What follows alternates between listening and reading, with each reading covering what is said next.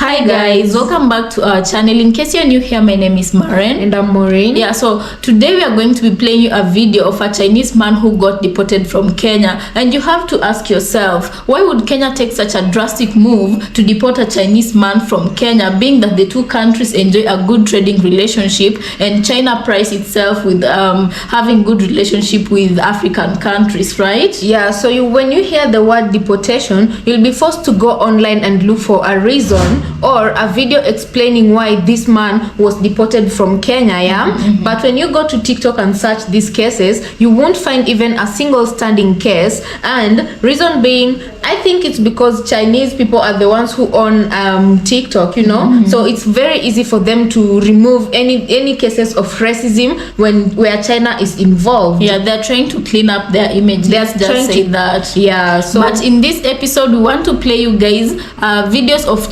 Chinese nationalities who are misbehaving here in Africa, which you can only see here on Twins Hangout, guys. So let's watch and then come back and talk about it. A Chinese national was captured on video insulting Kenyans, and the president is being deported. Liu Jiaqi was referred to Kenyans as, quote, poor black smelly monkeys, end of quote.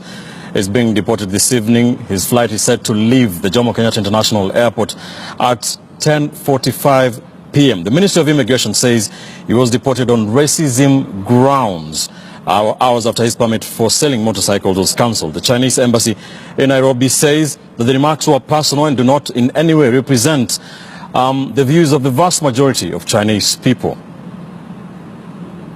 Really? Yeah, it's like you are punishing me. It is a clip that has gone viral on social media. Chinese national identified as Liu Jiaqi hurling insults at Kenyans. In the video captured by an employee at his motorcycle shop in Ruiru, he refers to Kenyans, including President Uhuru Kenyatta, as monkeys. This is all the Kenyans, like a monkey. Even Uhuru Kenyatta. All of them. It's like a monkey. Yeah, sure. The president of this country. Yeah, sure. Liu, who was nicknamed Judge by his employees, brags that there is nothing poor, black, smelly Kenyans can do to him if he fires the employee. Here. You don't care. I don't belong to here. I don't like here. Like a monkey people. I don't like. Talk with them. Smell is bad, and poor, and foolish, and black. Who like them? Why not the bright people, like the American? Then why are you coming to do business in Kenya if we are poor, we are black, for money? The government was quick to act. Liu was arrested and his work permit cancelled. Through its Twitter handle, the Immigration Department said Liu Jiaqi, a Chinese national who was arrested due to his racism remarks, has been deported. But the move, it appears, was not good enough if comments on Twitter are anything to go by. In response to the message by the Immigration Department, many are of the view that he should have been arraigned in court. Kimani says he was within our jurisdiction and the crime was committed in Kenya, so why didn't you charge him? Kadungu Kisumba asks, why deport while they jail our people in China? To Eric Barasa, this could be how the Chinese see us. Liu has been working in the country for the past 8 months with 7 other Chinese nationals who were given a permit to sell motorcycles for Sonling Company that has employed 12 Kenyans. Another fact that has angered Kenyans on Twitter is just how he was given a permit to sell motorbikes, something that can be done by Kenyans. In a statement, the Chinese embassy in Nairobi, through its spokesperson, said the personal talk and the personal feeling of this young man does not represent the views of the vast majority of Chinese people. It is not the first time the Chinese have been linked to racism remarks and actions. In July, the Standard exposed the mistreatment and discrimination of Kenyans working for the Standard Gauge Railway, who were not even allowed to share tables with their Chinese counterparts in the restaurant. Guys, can you imagine being mistreated in your own country by a foreigner? Yeah, and the main pointer I'd like to bring to your attention, guys, is the point where he says that black people are smelly, you know. And his father goes on to say that white people, specifically white Americans, do not smell bad, you know. Yeah. And then this Kenyan man asks him, if we smell so bad, if you don't like us this much, why are you here in Kenya, in Africa? Why are you doing business here? Why don't you go and do business with the Americans? But before we talk further about this clip, let's watch another clip and then we come back and talk about all of this. 你看看，打电话，我跟你说好的，我也没给你动手。Get out! Hey, out! Get out! 你给我上面打电话。Out of this place, man! Out of this place! Out of this place! 你先动手啊！你他妈的再动手打死你！哎，你给我滚开！滚！Hey, left, hey. Leave him, he's on record. Hey.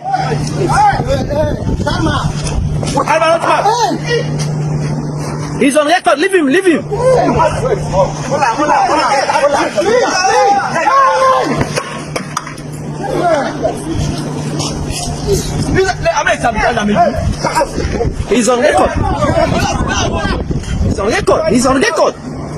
He's on record. Don't worry, he's on record.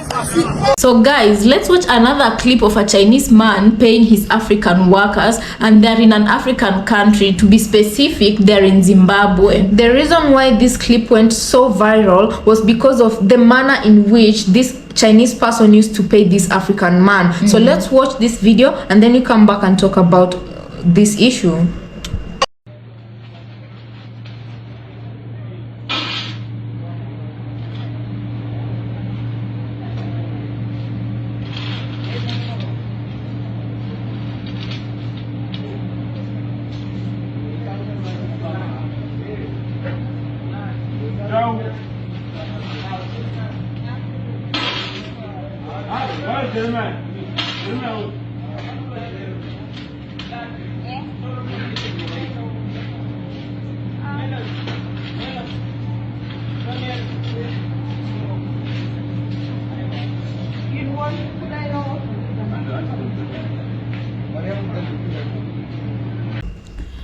So guys, I don't know what you think about this episode, but just let us know what you think about this episode in the comment section. Now let's address the first guy. So I don't know, this is a question we are going to be raising to you, our audience. Do you genuinely think Chinese people are racist, especially towards black people? My answer would be 100% yes, because the first guy, he didn't care that he was in Kenya. He didn't care that he had to get a work permit in Kenya to set up a business. And you know, if he loves the American people so much and he loves the white man so much, question is, why did he have to come to Kenya, a black nation in Africa, for him to come and, you know, conduct his business? Yeah. Why could he take his business to America? Yeah, because you know, most of the time what I usually normally say is when you know where your bread is being buttered, you have to respect that place, you know. And his bread was being buttered in Kenya. Yeah, we have to wonder, why was his bread not being buttered in America? You know,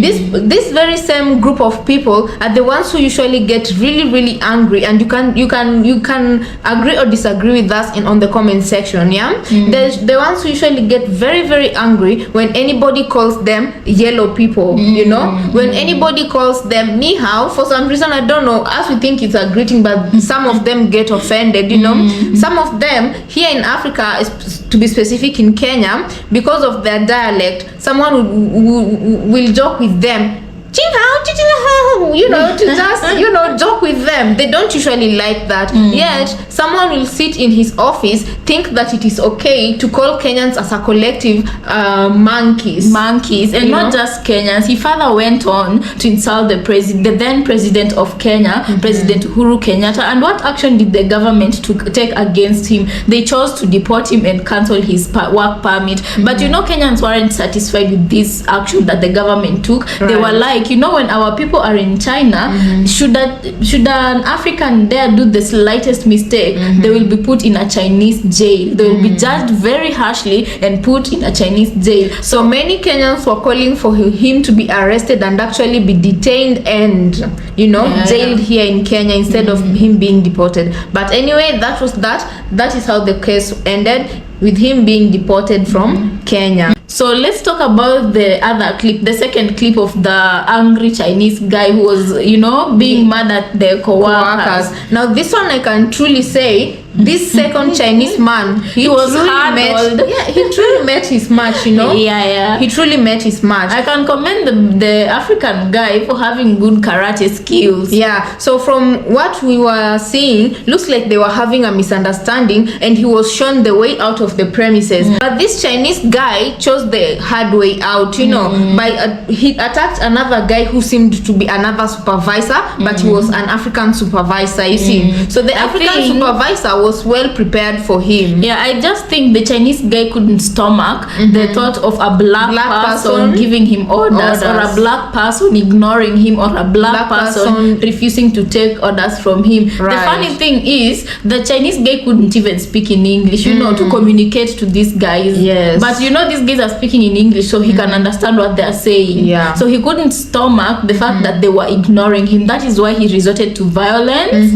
Yeah. So generally, and the third clip, did you guys see how that Chinese man was paying those his construction workers? Yeah. So what brought outrage in Zimbabwe was the manner in which he was paying. He's not even paying it to them directly. He's putting it on a weighing machine, and the payment is very meager. He was putting their salaries on a weighing machine and leaving it for the other African to take the money to hand it over to his colleagues. You guys, something about watching that clip didn't settle in well with me, because this is happening in an African country. Already Zimbabwe is an impoverished country. There already a lot of people are living below the poverty line. But you see, do you think that it's good they've provided employment, but do you think they're even paying the standard of an average an average wage earner? Do you think they're paying an average salary to those people? I don't think so, because even here in Kenya, as the news reporter said, there was many cases when the SGR, that for those who don't know what an SGR is, this is a standard gauge railway that was a joint project between Kenya and China, and the workers who are working in this project, Kenyan workers, they used to complain a lot, and actually a local news station covered this story of how they were mistreated by their Chinese supervisors. Even working conditions weren't favorable. Another thing that used to happen was that nobody was allowed to be smoking in those when they were constructing the railway. They weren't allowed to smoke in the institutions, but Chinese would smoke in there and block toilets, and they would make the Kenyan employees, the African ones, unclog whatever they had blocked with their cigarette butts. So this is just anyway another situation where we had Chinese people being mistreatful towards Kenyans was that these workers, they were not allowed to go back home after work, only on weekends. But before weekends, they were given rooms that were imagine rooms that didn't even have roofs. They were still under constructions, and even at that, where they were staying didn't have a toilet at all.